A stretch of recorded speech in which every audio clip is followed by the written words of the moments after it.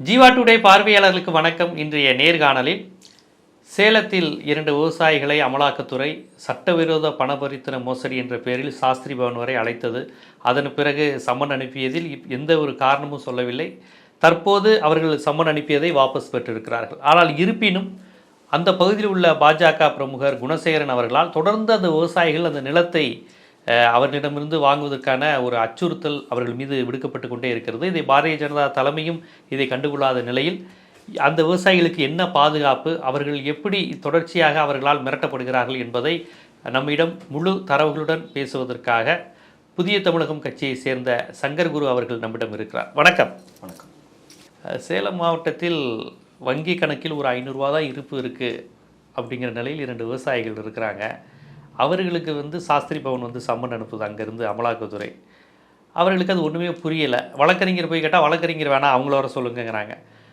Nungambakkam police station போய் கேட்டால் போலீஸா எங்களால் ஸ்டாலினே வந்தாலும் எங்களால் ஒன்றும் பண்ண முடியாது, ஸ்டாலின் வேணால் கூட்டிகிட்டு வா அப்படிங்கிற அளவுக்கு பேசியிருக்காங்க. கடைசியில் தொடர்ச்சியான எதிர்ப்புகளுக்கு அப்புறம் பார்த்திங்கன்னா சம்மனை வாபஸ். எதற்கு என்ன காரணத்துக்காக சம்மன் அனுப்புனாங்கங்கிறதும் அதில் இல்லை. இவங்க இந்த மாதிரி பணபரித்தனை பண்ணியிருக்காங்க, சான்றுகள் இல்லை. இப்போ வாபஸ் வாங்கினதுக்கும் காரணம் இல்லை, வாபஸ் வாங்கிட்டாங்க. இப்போ அந்த விவசாயிகளின் மனநிலை என்ன, அவர்களுக்கு அந்த பாஜக பிரமுகரால் தொல்லைங்கிறாங்களே, அந்த பிரச்சனை எப்படி இருக்குது, எப்படி போய்கிட்டு இருக்கு? இப்போ உங்களுக்கு இந்த அளவோட பெரும்பாலும் விவாதங்கள் இடி எப்படி சம்மன் அனுப்பலாம், எப்படி இடி சாதி பெயரை குறிப்பிட்டு சம்மன் அனுப்பலாம், அது மாதிரியான விவாதங்கள் தான் பெரும்பாலும் நான் ஊடகங்களில் பார்க்க முடிஞ்சுது.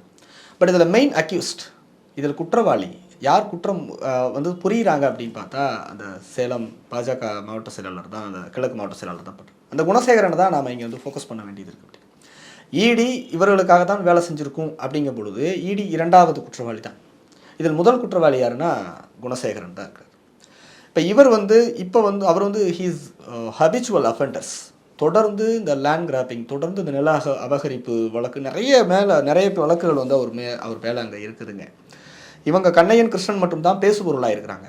அதற்கு முன்பு மஞ்சுநாதன் ஒருத்தர் இருக்கிறார். இப்போ 2002 அவருடைய நிலத்திற்கு போகக்கூடிய வழியை அபகரிச்சிடுறாரு. அவர் தலையில் வெட்டுப்பட்டு அவர் ஹாஸ்பிட்டலைஸ் ஆகுறாரு. அவர் மேலே அதில் ஒரு எஃப்ஐஆர். அதற்கு முன்பு 2020ஆம் ஆண்டு தொடக்க வேளாண்மை கூட்டுறவு கடன் சங்கத்தில், செல்லியம்பாளையம்ங்கிற தொடக்க வேளாண்மை கூட்டுறவு கடன் சங்கத்தில் தன் மனைவி தன் தம்பி பேரில் ஏற்கனவே வட்டி இல்லா கடன் வாங்கியிருக்கிறார். அவர் மீண்டும் எனக்கு தர முடியுமா தர முடியாதான்னு பாருங்கள்.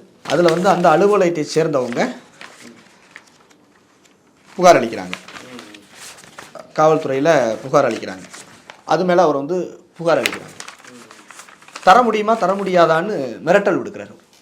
ஓகே, அதன் பிறகு வெறும் அந்த வழக்கு மட்டும் இல்லைங்க, இதே மாதிரி இவங்க அந்த 2 எருமை இறந்த வழக்குன்னு சொல்கிறாங்க இல்லையா, காட்டெருமை இறந்த வழக்கு. அதில் அதை பண்ணி தான் இவங்க இடி சம்மன் அனுப்புறேன்னு சொல்கிறாங்க.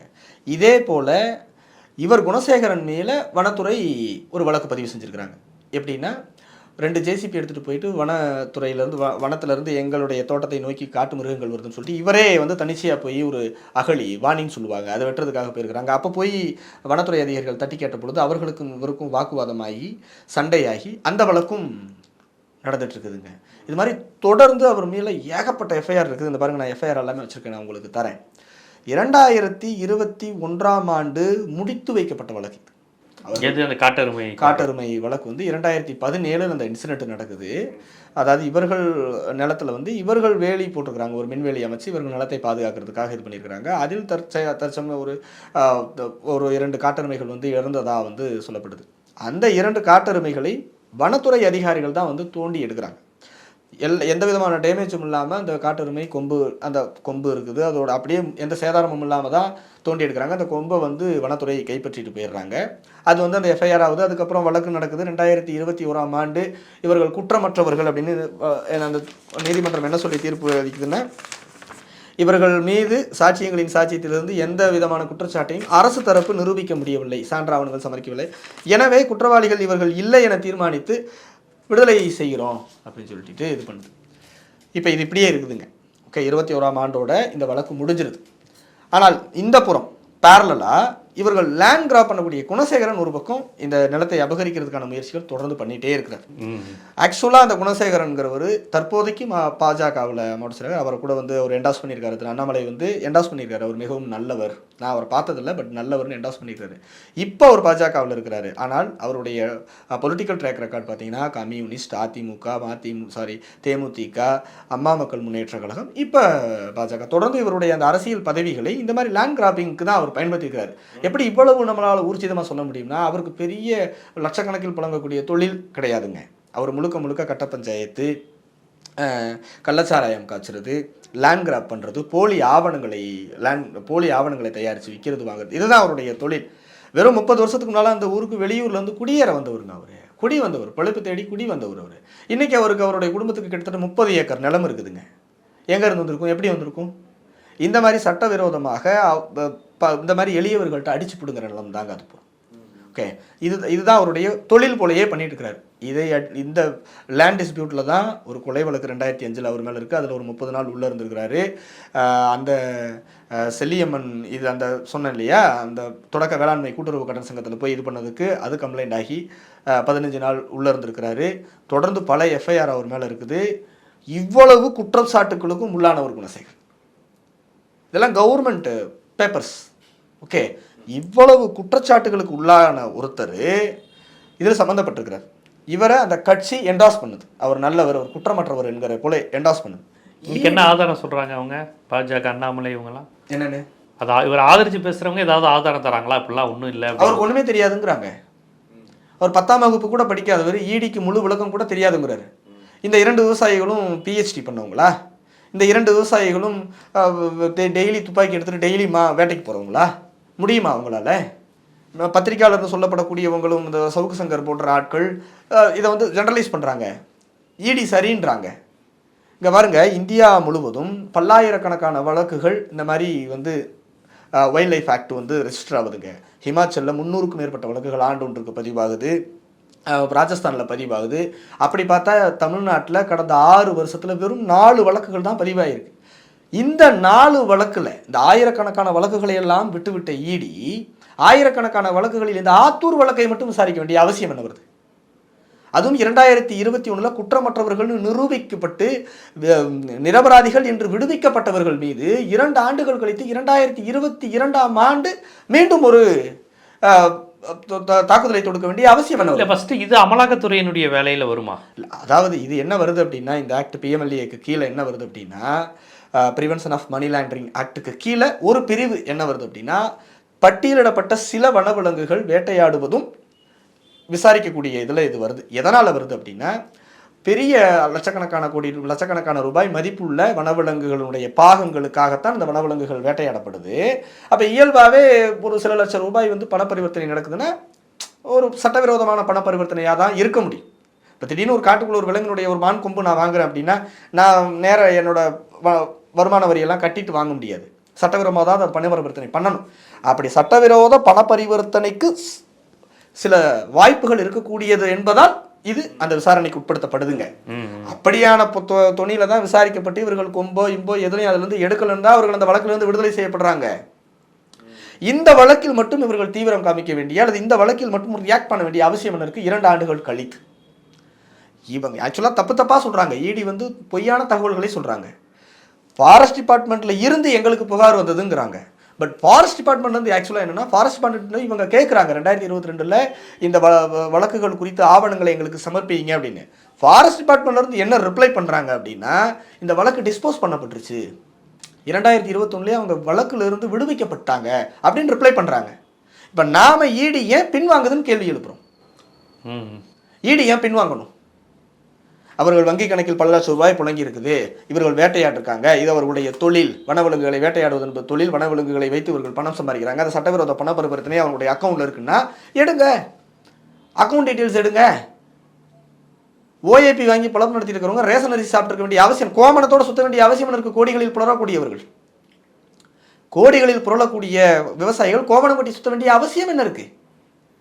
வெறும் எஃப்ஐஆர் காப்பியை மட்டும் வச்சுட்டு இந்து பல்லன்னு நீங்கள் வந்து கடிதம் எழுத வேண்டிய அவசியம் என்ன இருக்குது? ஆக்சுவலி அமலாக்கத்துறையில் சாதி பேர்லாம் குறிப்பிட்டு தான் அனுப்புவாங்களா? அப்படி கிடையாது. கண்டென்ட்டில் சாதி இருக்கும். ஏன்னா இந்திய சமூகம் என்பது விரும்பியோ விரும்பாமலோ சாதியினால் கட்டமைக்கப்பட்டிருக்குது.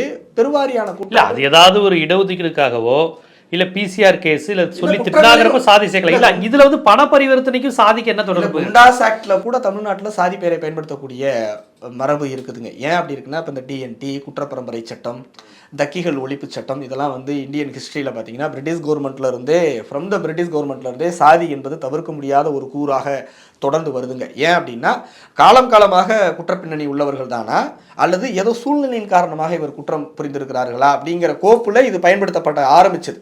இது அப்படி தொடருது. கண்டென்ட்ல சாதி இருக்கிறதுக்கும் கவர் மேல சாதி இருக்கிறதுக்கும் வித்தியாசம் இருக்கு. புரியுதுங்களா?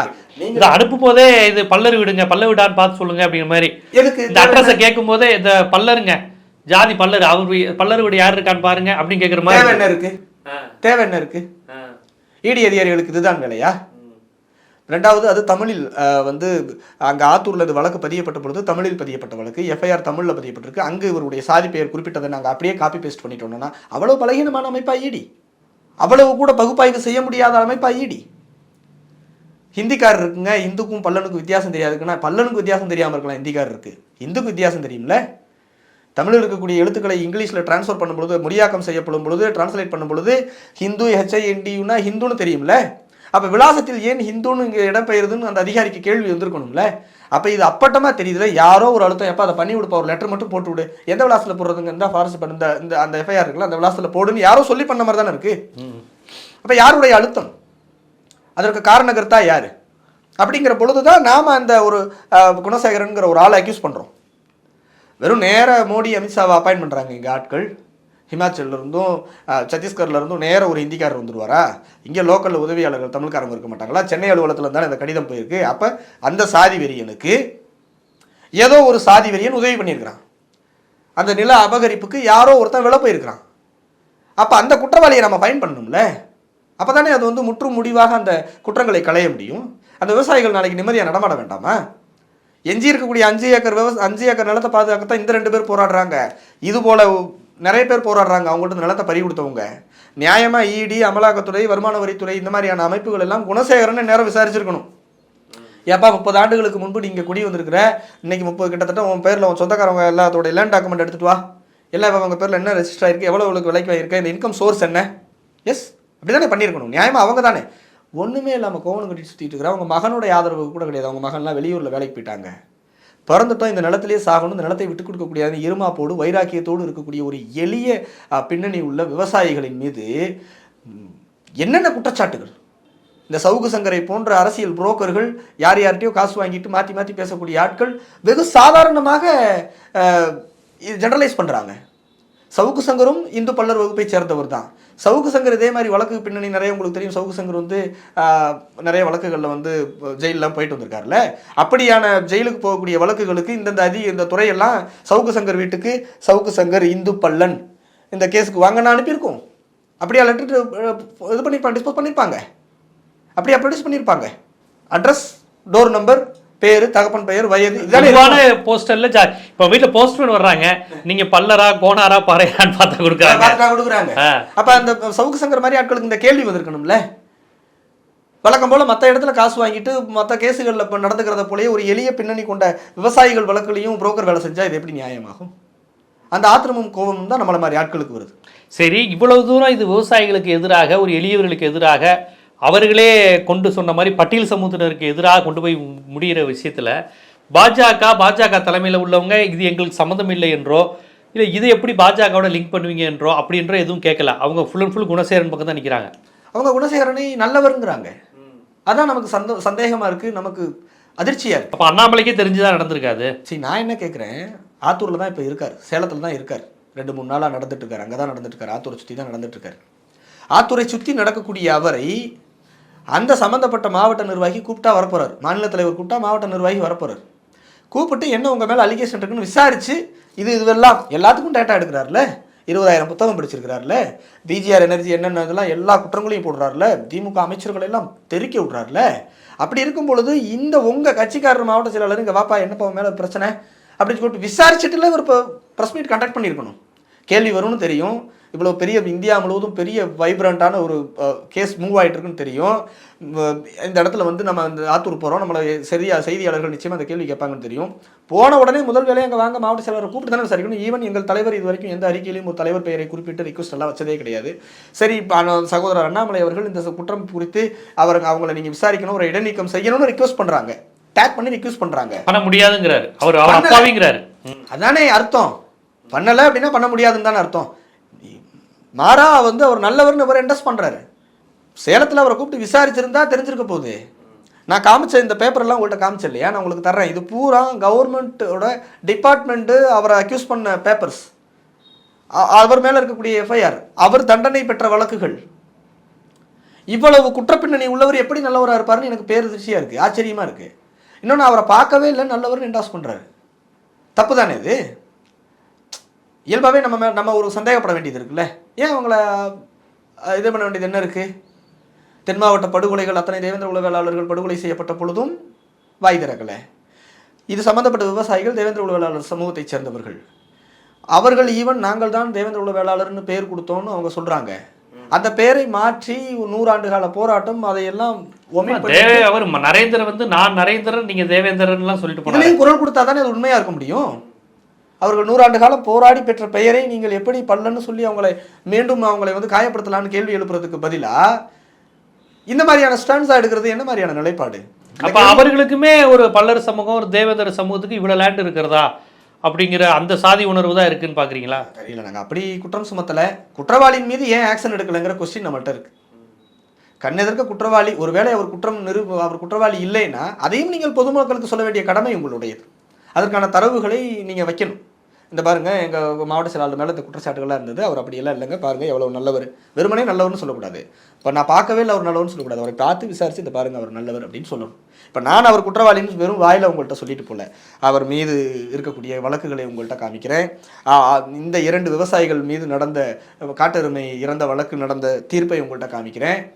இடி ஏன் இதை கைவிடுது, அதனால தான் இடி மேலே சந்தேகம் வருதுன்னு சொல்கிறேன். நான் எல்லாமே ஃபேக்சுவலாக உங்கள்கிட்ட நான் சொல்கிறேன்ல. ஏன்னா எளியவர்கள் பக்கம் நிற்க வேண்டிய ஒரு ஜனநாயக சக்தியினுடைய கடமை இல்லையா? இப்போ ஈடி பதில் சொல்லி ஆகணும், நிச்சயமா சொல்லணும்ல. எதையின் அடிப்படையில் இது சம்மன் அனுப்பப்பட்டது, எதன் அடிப்படையில் பின்வாங்கப்பட்டது? ஃபாரஸ்ட் டிபார்ட்மெண்ட் புகார் அளிச்சதுன்னா அந்த புகாரை நீங்கள் எங்களுக்கு காமிங்க இல்லையா? Have to show. நீங்கள் எல்லாத்தையும் பொதுமக்கள்கிட்ட காமிச்சாகணும்ல. நீங்கள் ஒரு சர்வீஸ் பண்ணக்கூடிய அமைப்பில் உங்கள் மீது ஒரு சார்ஜ் பண்ணுறாங்கல்ல. இடி குற்றவாளின்னு ஒருத்தவங்க சொல்கிறாங்க, தமிழ்நாடு உளவுத்துறை குற்றவாளின்னு ஒருத்தவங்க சொல்கிறாங்க, தமிழ்நாடு போலீஸ் கோட்டை விட்டுன்னு ஒருத்தர் சொல்கிறாங்க, அரசியல் பதவியை தவறாக பயன்படுத்திட்டாங்கன்னு குற்றச்சாட்டு. இவ்வளவு குற்றச்சாட்டுகளுக்கும் பதில் சொல்ல வேண்டிய பொறுப்பு குணசேகரனுக்கு உண்டு, அவர் சார்ந்த கட்சிக்கு உண்டு, அவர் சார்ஜ் பண்ணக்கூடிய இடிக்கு உண்டு, உளவுத்துறைக்கு உண்டு, எல்லா அமைப்புகளுக்கும் உண்டு தானே. இது போக இந்த பாஜக ஆதரவு பத்திரிகையாளர்களும் இந்த விஷயத்தில் குணசேகரனை டிஃபெண்ட் பண்ணி தான் பேசுகிறாங்க. அதான் நமக்கு பேரதிர்ச்சியாக பாண்டே போன்றவர்களும் ஆதரிக்கிறாங்க. அப்போ பாருங்க, அதை அவர் நார்மலைஸ் பண்ணுறாரு. என்ன சொல்றாருன்னா ஜாதி பேர் ஏன் தமிழ்நாட்டில் வந்து ஜாதி பேர் போடுற வழக்கம் இல்லையா அப்படின்னு கேட்குறாரு. வேற ஒரு அரசியல் கொண்டு போறாரு. நாங்கள் வந்து இங்கே பாருங்க, அவர் ரங்கராஜ் பாண்டேங்கிற பேரில் கடிதம் வர்றதை நாம் ஒன்றும் அக்யூஸ் பண்ண முடியாது. ஏன்னா அவர் தன்னை ரங்கராஜ் பாண்டே என்று தான் தன்னை அடையாளப்படுத்துறார். அவர் வீட்டுக்கு கடுதாசி போகும்போது ரங்கராஜ் பாண்டே என்று வருவதற்கும் சங்கர் குரு வீட்டுக்கு இந்து பல்லன் என்று போட்டு வருவதற்குமான வித்தியாசம் ஆக பெரியது. புரியுதுங்களா? ஏன்னா நான் சாதி பெயரை பின்னால் போடலை. ஒருவேளை ஒரு கண்ணையன் பல்லன், கிருஷ்ணன் பல்லன் என்று கூப்பிடும் வழக்கம் உங்களைப் போல அவரும் சாதி பெயரை போட்டு பயன்படுத்தக்கூடிய வழக்கம் அவருக்கு இருந்தால் ஒருவேளை வந்து கடிதத்தில் அப்படி வந்திருக்கலாம். ஏன்னா பேருலேயே அவர் ஜாதி இங்கே வந்துருச்சுங்க அப்படின்னு. இண்டிவிஜுவலாக ஒரு காலம், வீட்டு முகவரி, வீட்டு எண், வீதி பெயர் இருக்க வேண்டிய இடத்தில் சாதி பெயர் இருக்கிறது என்றால் சந்தேகப்பட வேண்டிய அவசியம் ஏற்படுமா படாதா? கவருக்குள்ள சாதி இருக்கிறது என்பது வேறு, குற்றத்தில் சாதியை குறிப்பிடுவது என்பது வேறு, அது பொதுமரபாக இருக்குது, அது வேறு ஒரு டாபிக். கவருக்கு மேலே இருக்கக்கூடிய சாதி பெயர் இன்டென்ஷன் இருக்கு. ஏன்னா குணசேகரன் அப்படித்தான் அந்த ஊர் மக்களை, இப்போ கூட ஒரு அண்மையில் ஒரு காணொலியில் பார்த்தேன், பாவம் தாழ்த்தப்பட்டவங்களை நான் வந்து பண்ணுவேனா? அது என்ன பாவம் தாழ்த்தப்பட்டவர்? இவன் குடியேறினவன், இவன் வேற ஊர்ல இருந்து இந்த ஊருக்கு குடி வந்தவன். அவங்க அந்த மண்ணை சேலம் ஆத்தூரை சேர்ந்தவங்க. யாரு அவங்க? அந்த ஊர் ராமநாயக்கம்பாளையம், அந்த காராமணிங்கிற பகுதிக்கு பூர்வீகமாக இருக்கக்கூடியவங்க. இவன் 30 வருஷத்துக்கு முன்னால் குடி வந்தவனுக்கு 30 ஏக்கர் நிலம் வந்திருக்குது. அதே பூர்வீகமாக இருக்கிறவங்க அந்த 3-4 ஏக்கர் நிலத்தை விவசாயம் பண்ண முடியாமல் கஷ்டத்தில் இருக்கிறாங்க. இப்போ அவர் மீது வழக்கு போட்டு எதுவும் கைது நடவடிக்கை மாதிரி எதுவும் இல்லையா? ஏன்னா இப்போ இந்த மாதிரி அப்பாவி விவசாயிகள் மீது ஒரு பிசிஆர் ஆக்ட் பாயலாம். அதான் சொல்றேன், 15 நாள் ஒரு வழக்குல செல்லியமன் அந்த கோவில்ல 15 நாள் உள்ள இருந்துக்கிறான். ஒரு கொலை வழக்குல இப்ப இந்த வழக்குல நீங்க எடுக்க மாட்டாங்களே, எடுக்க மாட்டேங்கிறாங்க. பிசிஆர் ஆக்ட் எடுக்க மாட்டேங்கிறாங்க. அதான் எஃப்ஐஆர் பதிவு பண்ணப்பட்டாலும் இந்த பாருங்க, கண் எதிர்க்க வந்து ஒரு காணொலியில நேத்து ஒரு காணொலி ஒரு தனியார் ஊடகத்துக்கு கொடுத்துருக்கிறான். பாவம் தாழ்த்தப்பட்டவர்கள்னு சொல்றான். அப்ப அவன் மனசுல எவ்வளவு சாதிய வன்மம் 2023 இவ்வளவு இன்டெப்தா இருந்தா பாவம் தாழ்த்தப்பட்டவர்கள் சொல்ல வேண்டிய அவசியம் எனக்கு? இவன் யாரு?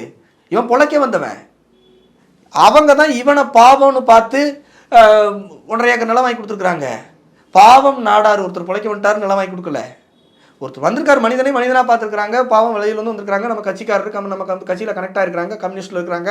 ஓ அப்படியா, இந்த 1 ஏக்கர் நிலம் இருக்குதுங்க, வாங்க இதை வாங்கிக்கங்க அப்படின்னு சொல்லி விலை பேசி வாங்கி கொடுத்தது அவங்க தான். பாவம்னு அவனுக்கு இடம் கொடுத்தது இவர்கள். இன்னைக்கு அவன் சொல்றான் இவங்க பாவம் தாழ்த்தப்பட்ட. இவ்வளவு குற்ற பின்னணி உள்ள ஒருவர் தான் கட்சியில இருக்கிறாருன்னா உடனடியாக நடவடிக்கை எடுக்கணும். இல்லைங்க எங்களுக்கு இது தொடர்பு இல்லைன்னு சொல்லணும். அதை விடுத்துட்டு அவரை மீண்டும் மீண்டும் காப்பாற்ற வேலை பண்றாங்கன்னா பாஜகவுக்கு பின்னடைவு தானே. அண்ணாமலைக்கு இது தெரியாதா? அதான் கட்சிக்கு செட்பேக் என்ன? நாளைக்கு இப்போ சமூக ரீதியாகவே நாளைக்கு சில தொகுதிகளில் போய் தேவேந்திர உள்ள வேளாளர் இருக்கக்கூடிய பகுதிகளில் ஓட்டு கேட்ட கூட போக முடியாதுல்ல. வெறுமனே எங்களை தேவேந்திரன்னு நீங்கள் வாய் நிறைய சொல்லிட்டு பல்லன்னு எழுதுனதை கண்டிக்காம, என் விவசாயிகள் பாதிக்கும் பொழுது கண்டிக்காம, எங்கள் இளைஞர்கள் பல பேர் படுகொலை செய்யப்பட்ட பொழுது கண்டிக்காம ஒரு அறிக்கை வருது, பட்டியலினத்தவர்கள் பாதிக்கப்பட்டாங்கன்னு. பாதிக்கப்பட்டவர் பட்டியலினம் என்றால் பாதிப்பை ஏற்படுத்தியவன் ஏதோ ஒரு இனமா இருப்பான்ல. அதை நீங்க துணிச்சலா அட்ரஸ் பண்ணணும்ல. அப்ப இந்த கோபம் கொந்தளிச்சு போய் தான் தென் மாவட்ட மக்கள், எங்கள் மக்களும் அப்படிதான் இருக்கிறாங்க. ஆனா இந்த நிலையில் மக்கள் அப்படி இருக்கிறாங்க. ஆனா தேவேந்திர குல அமைப்புகள் எல்லாருமே, ஜான் பாண்டியனா இருக்கட்டும், புதிய தமிழகம், எல்லா அமைப்புகளும் பாஜகவுடன் கூட்டணியும் மோடியை புகழ்ந்துக்கிட்டு தானே இருக்கிறாங்க. நாங்கள் சில திட்டங்களை ஆதரிப்பதற்கும் எதிர்ப்பதற்கும் எல்லா இடத்துலையும் விளக்கம் சொல்லிட்டோம். வெறுமனே எல்லாத்தையும் நாங்கள் வந்து பாஜகன்னு ஆதரிச்சது கிடையாது. நீட் தேர்வை ஆதரித்தோம், காரணம் சொன்னோம். 0% வந்த பொழுது மிக கடுமையாக எதிர்த்தோம். இந்திய அரசு பொதுத்துறை நிறுவனங்களை விற்கக்கூடாதுன்னு எங்களை விட கடுமையாக எதிர்த்தது யாருமே இல்லை. புரியுதுங்களா? நாங்கள் நல்லதை ஆதரிக்கிறோம். இந்தியாவை ஒன்றியம் என்று சிறுமைப்படுத்தக்கூடாது என்று நாங்கள் ஒரு இந்தியராக பேசுகிறோம். இதுபோல ஆதரவுக்கும் எதிர்ப்புக்கும் எங்கள் தரப்பு நியாயத்தை இல்லை. இப்ப அடிப்படையில் புதிய தமிழகம் போன்ற அமைப்புகள் சேர்ந்தது காரணமே பாஜகவினுடைய மதவாத இந்துத்துவத்தை டாக்டரே பலமுறை என்னிடமே விமர்சனம் பண்ணி பலமுறை பேசியிருக்காரு. இவங்கெல்லாம் மதவாத சக்திகள், பாசிச சக்திகள் அப்படின்னு இருக்காரு, இவங்க தமிழர்களுக்கு எதிரானவங்கலாம் அவர் என்னிடமே பேசியிருக்காரு. இப்போ அவங்க கூட்டணி வைப்பதற்கு சொன்னது குறைந்தபட்சம் எங்கள் தேவேந்தர்களுடைய வாக்கு அரசியல் வீணாகுது, மாவட்ட செயலாளர் பதவி இல்லை, ஃபஸ்ட்டு நாங்கள் பட்டியல் வெளியேற்றம் தேவேந்திரர் அப்படிங்கிற அந்த அடையாளம் வேணும்னு. இப்போ அதுலேயே அவங்க கை வைக்கிறாங்களே. அவங்க அந்த தேவேந்திரங்கிற அடையாளத்தையும் கொடுக்கல, ஒரு தேவேந்திர சமுதாயம் பாதிக்கப்படும் போது மதிக்கலை. இன்னும் சொல்லப்போனால் அவர்கள் அந்த பேரை மறுத்ததை அந்த பேரையே சொல்லி பல்லர்னு சொல்லி அவமானப்படுத்துகிறாங்க. சரி, நேரடியாக பாதிப்பு ஏற்படும் போது கூட நாங்கள் பல்லர் பக்கம் நிற்க மாட்டோம், தேவேந்திரர்களை ஆதரிக்க மாட்டோம், எங்கள் கட்சிக்காரனை ஆதரிப்போம்னு சொல்கிறாங்க. அப்போ இவ்வளோ தூரம் இருக்கும்போது அந்த பாஜகவை எப்படி இன்னும் தேவேந்திரர்கள் நம்புறாங்கன்னு கேட்குறேன். அதை தான் நாங்கள் கொஸ்டின் பண்ணுறோம். அதாவது இப்போ அவங்க தாங்களே அம்பலப்படுத்திக்கிறாங்க. தாங்கள் யார் என்பதை மக்களுக்கு அவங்க சொல்லிகிட்டே இருக்கிறாங்க. இப்போ நாங்கள் வந்து பாஜக மாவட்ட செயலாளர் என்பதால் நாங்கள் அவரை போய் குணசேகரனை குற்றவாளிங்கள, அங்கே குற்றம் நடக்குது, போகிற இடத்தில் குணசேகரன் பெயர் குற்றவாளி, அந்த குற்றவாளி பாஜக நிர்வாகியாக இருக்கிறார். எனவே உங்கள் கட்சி பெயரை சொல்லி இந்த குற்றமெல்லாம் நடக்குதுன்னு நாங்கள் டேக் பண்ணி ஒரு ரெக்வெஸ்ட் வைக்கிறோம். இந்த மாதிரி ஆக்ஷனே எடுக்காத பொழுது இப்போ நமக்குமே இயல்பாக அந்த சந்தேகம் வருது. அப்போ இப்போ இப்போ இந்தியா முழுவதும் இருக்கக்கூடிய அரசியல் கட்சிகளில் பல குற்றவாளிகள் இருக்கிறாங்க, குற்றம் நிரூபிக்கப்பட்டவங்க இருக்கிறாங்க. குறைந்தபட்சம் கட்சி உடனே என்ன பண்ணும், நீங்கள் குற்றமற்றவங்க நிரூபிச்சுட்டு இங்கே வாங்கணும், ஒரு இடைநீக்கம் செய்வாங்க இல்லையா? இவ்வளவு குற்றப்பின்னணி உள்ளவரை நல்லவர் என்டாஸ் பண்ணுறதுங்கிறது என்ன மாதிரியான மனநிலை என்பது $1 மில்லியன் கொஸ்டின் எங்களுக்கு தான் உண்டு. கண்டிப்பாக சார். இப்போ இனி அடுத்து என்ன பண்ண போகிறீங்க? அந்த விவசாய அந்த பாஜக குணசேகரனை எதிர்த்து அடுத்து என்ன போராட்டம் நடக்க போகுது? அதாவது என்னென்னா, அமலாக்கத்துறை எதிர்த்து என்ன போராட்டம் பண்ண போகிறீங்க? இப்போ குணசேகரன் வந்து திருந்தணும்னா அவர் தண்டிக்கப்படணும். ஒன்று, இடி தாங்கள் குற்றமற்றவர்கள்னு நிரூபிக்கணும். அந்த பொறுப்பு இடிக்கு உண்டு. எதற்கு சம்மன் அனுப்பணும்னே மக்களுக்கு தெரியறதுக்கு முன்பாகவே நான் அந்த சம்மனை வாபஸ் வாங்குறோம் அப்படிங்கிறது அதை விட பெரிய குற்றமாக இருக்குது இல்லையா? மேலும் சந்தேகம் எழுக்குது. இந்த 2 தரப்பு, அரசு துறையும் சரி, குணசேகரன் தரப்பும் சரி, குணசேகரன் குற்றவாளின்னு நிரூபிக்கிறதுக்கு 1000 சான்றாவணங்கள் இருக்குது. நிறைய மக்கள் ஒருவேளை இப்போ காவல்துறை பாதுகாப்பு கொடுத்து பாதிக்கப்பட்டவங்க வாங்கினா எல்லாரும் வந்து சொல்கிறதுக்கு தயாராக இருக்கிறாங்க. அப்படி இருக்கும் பொழுது இவ்வளவு பெரிய குற்றவாளியை நிச்சயமாக சட்டம் தண்டிச்சாகணும். அப்போ தான் மீதி இருக்கிறவங்க அங்கே நிம்மதியாக இருக்க முடியும். இது இவ்வளவு பெரிய நம்பிக்கைக்குரிய அமைப்பு, ஆயிரக்கணக்கான அமைப்புகள் வழக்குகளை விட்டுவிட்டு ஆத்தூர் வழக்கை மட்டும் ஏன் இம்பார்ட்டன்ஸ் கொடுத்து சம்மன் அனுப்புனதுங்கிற கேள்விக்கே இன்னும் விடையறியாத பொழுது அந்த சம்மனை நான் திருப்பி பெறுறேன் அப்படின்னு இதில் யூடர்ன் அடிக்கக்கூடிய இடி தங்களை நிரூபிக்க வேணுங்க. அதே போல் சவு சங்கரை போன்ற புரோக்கர்கள் இன்டெலெக்சுவலிங்க, அதாவது உளவுத்துறையை சார்ஜ் பண்ணுறாங்க. தமிழ்நாடு உளவுத்துறை திட்டமிட்டே ஒரு கதையை எழுதுது, கதை கட்டுது அப்படின்னு சொல்கிறாங்க. அப்படிங்கும் பொழுது அந்த மாதிரி நபர்களையும் பிடிச்சு விசாரிக்கணும். ஏன் நீ திடீர்னு உளவுத்துறையை சார்ஜ் பண்ண வேண்டிய அவசியம் என்னன்னு சவுக்கு சங்கர் உட்பட விசாரிக்கப்பட வேண்டியவர்கள் எல்லாத்தையும் ஒட்டுமொத்தமாக விசாரிக்கணும். உளவுத்துறை தான் குற்றமற்ற நிரூபிக்க வேண்டிய தேவையும் இங்கே உருவாயிருக்குது. உளவுத்துறை வந்தால் டிஃபால்ட்டாகவே போலீஸும் இங்கே வந்துடுது. காவல்துறையும் தோற்று போனதை போல தான் இவங்கெல்லாம் குற்றம் சுமத்த பொழுது காவல்துறை, தமிழக உளவுத்துறை, அமலாக்கத்துறை எல்லாம் தங்களை நிரூபிக்க வேண்டிய கட்டாயத்திற்கு தள்ளப்பட்டிருக்கிறத உணரணும். அப்போ தான் ஜனநாயகத்தின் மீது எளிய மக்களுக்கு நம்பிக்கை வரும். அவங்க ஒரு டெமோக்ரஸி டெமாலிஷ் பண்ணப்படுது, டிஸ்ட்ராய் பண்ணப்படுதுன்னா இல்லை என்று நிரூபிக்க வேண்டிய பொறுப்பும் கடமையும் ஜனநாயக சக்திகளுக்கு உண்டு. எனவே அரசு தரப்பு, அரசியல் தரப்பு, எல்லா தரப்புகளும் இதில் வெளிப்படை தன்மையோடு நடந்து கொண்டு எளிய மக்களுக்கு நீதி வாங்கி கொடுத்து எதிர்காலத்தில் இது போன்ற குற்றச்சம்பவங்கள் அந்த நிலத்தில் நடக்கக்கூடாது. அவரவர் நிலம் அவரவர் நிம்மதியாக உழைத்து கஞ்சி குடிக்கக்கூடிய சூழலை ஒரு சாதாரண சாமானியர்கள் நிம்மதியாக வாழக்கூடிய சூழலை உருவாக்கணும். ஏன்னா நாங்கள் எங்கள் கட்சிக்காரனோ எங்கள் ஜாதிக்காரனோ அங்கே போல, அவர் ஆக்சுவலாக கம்யூனிஸ்ட் கட்சிக்காரர். ஆனால் ஒரு எளிய மக்கள் பாதிக்கப்படுறாருங்கிற தகவல் காதுக்கு வந்தோன்னே அங்கே போய் பார்க்குறோம். உண்மையாக இருக்குது. நாங்கள் எளிய மக்கள் பக்கம் இப்பொழுது இல்லைங்க. அதுதான் எங்களுடைய ட்ரேக் ரெக்கார்டு. யார் பாதிக்கப்படுறாங்களோ அவங்க பக்கம் நிற்கிறது தான். அது ஒரு பாஜகக்காரர் என்பதால் பின்வாங்கவும் முடியாது, பாஜகக்காரர் என்பதால் ஆதரிக்கவும் முடியாது. நாங்கள் பாஜக என்று பார்த்ததில் பாதிக்கப்பட்டவர் என்கிற இடத்துல தான் நாங்கள் அதை பார்க்குறோம். இது எங்களுடைய நிலைப்பாடுங்க. கண்டிப்பாக கூட்டணி கட்சியாகவே இருந்தாலும் அவர்கள் முழுக்க முழுக்க ஒரு சாதி உணர்வுடனும் நில அபகரிப்பு செய்யக்கூடிய ஒரு அபகரிப்பு நோக்கத்துடனும் செயல்படும் போது அவரை நாங்கள் விடமாட்டோம், தொடர்ச்சியாக போராட்டம் நடத்துவோங்கிறீங்க. எதற்காக சம்மன் அனுப்பினேன்ற காரணத்தை கண்டிப்பாக அமலாக்கத்துறை தெரிவித்தே ஆக வேண்டும் அப்படிங்கிற 2 விஷயத்தை பதிவு செஞ்சுருக்கீங்க. தொடர்ச்சியாக இது போன்ற அத்துமீறல்கள், அடாவடிகள் நடக்கக்கூடாது. ஒரு தனிநபர் மீது இவ்வளோ விமர்சனம் இருந்தாலும் அந்த கட்சி அவரை தூக்கி பிடிப்பது எதனால் என்பதெல்லாம் நீங்கள் கேள்விகளாக கேட்டிருக்கீங்க. கண்டிப்பாக இது மக்கள் மன்றத்தில் போகும், எல்லாரும் இந்த கேள்வியை கேட்பாங்க, இது அடுத்த கட்டத்துக்கு பரவும் அப்படின்னு எதிர்பார்க்கலாம். உங்கள் நேரம் ஒதுக்கி இந்த வழக்கின் பின்னணி என்ன, இதன் நோக்கம் என்ன, இதில் சாதி எங்கேருந்து வந்தது, கட்சி எங்கேருந்து வந்தது, அந்த விவசாயிகள் யார் அப்படிங்கிற பல்வேறு விஷயங்களை இதுக்கு சுற்றி இருக்கக்கூடிய அரசியலை ரொம்ப தெளிவாகவே மக்களுக்கு எடுத்து வச்சிங்க. மிக்க நன்றி. மிக்க நன்றி.